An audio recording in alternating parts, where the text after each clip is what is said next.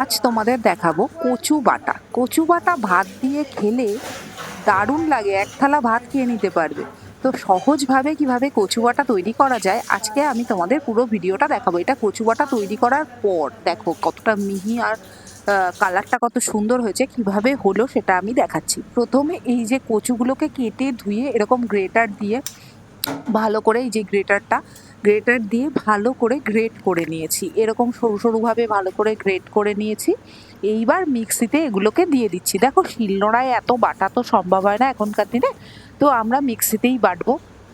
Mixie থেকে বেটে দেখো এই রকম খানিকটা আমি বেটে নিয়েছি, একটু সামান্য জল দিয়ে বেটেছিলাম।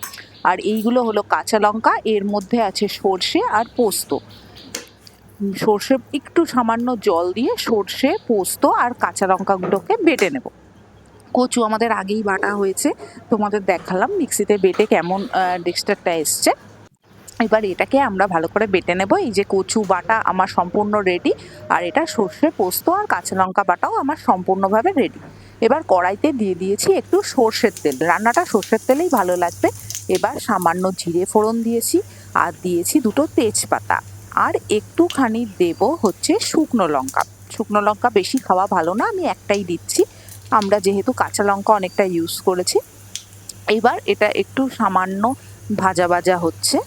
ভাজা ভাজা হওয়ার পর যখন দেখবে একটু সামান্য রংটা পরিবর্তন হয়ে গেছে, এইবার ওর মধ্যে আমরা দিয়ে দেব আমাদের যে বেটে রাখা কচুগুলো আছে সেগুলো।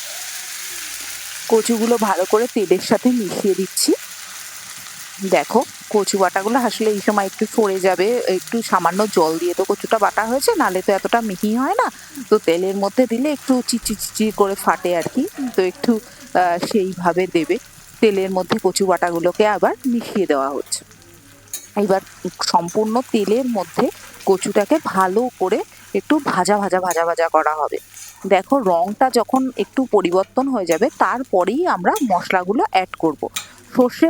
সর্ষে পোস্ত বাটা যেটা, সেটা আমরা কিন্তু একদম শেষের দিকে অ্যাড করব।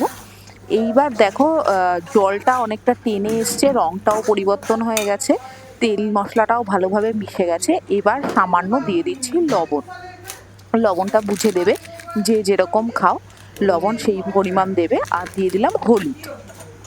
লবণ আর হলুদ দেওয়ার পর এটা ভালো করে মিশিয়ে নেওয়া হলো।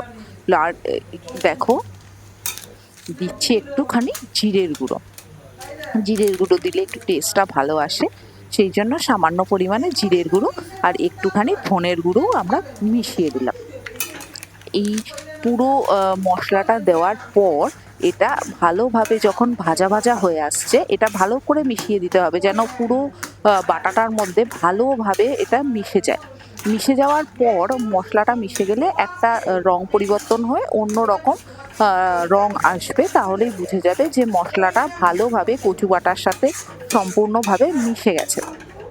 এইবার মিশে যাওয়ার পর আমরা এইখানে এসে দিয়ে দেব, দেখো একটু টেনে গেছে জল, একদম দেখতে পাচ্ছ জল পুরো টেনে গেছে, জল পুরো টেনে রংটাও পরিবর্তন হয়ে গেছে। এই পর্যায়ে এসে আমরা এই যে সর্ষে পোস্ত বেটে রেখেছিলাম লঙ্কার সাথে, সেটা মিশিয়ে দেব। এটা আগে মিশিয়ে দিলে পোস্ত কিন্তু কড়াইতে লেগে যায়, তাই জন্য ভালো হয় না। আগে কচুটাকে সম্পূর্ণ টানিয়ে নেওয়া দরকার, তারপরে এই যে সর্ষে পোস্ত আর কাঁচা লঙ্কা। আমাদের নুন হলুদ ব্যালেন্স মতো আগেই দেওয়া ছিল। এইবার দেখো এটা মিশে যাওয়ার পর একদম মাখা মাখা টাইট আলু সিদ্ধর মতন মাখা হয়েছে। এর মধ্যে সামান্য ওপর দিয়ে কাঁচা সর্ষের তেল ছড়িয়ে দিলাম। ছড়িয়ে দেওয়ার পর এটা একদম ভাতের সাথে খাওয়ার জন্য রেডি। একদিন খেয়ে দেখো, আমার কথা শুনে কেমন লাগলো জানিও। আমার ভিডিও যদি ভালো লেগে থাকে প্লিজ লাইক করো আর আমাকে সাপোর্ট করো। Thank you. এরকম নতুন নতুন রান্না পেতে আমার বেল আইকনটা অন করে রেখো।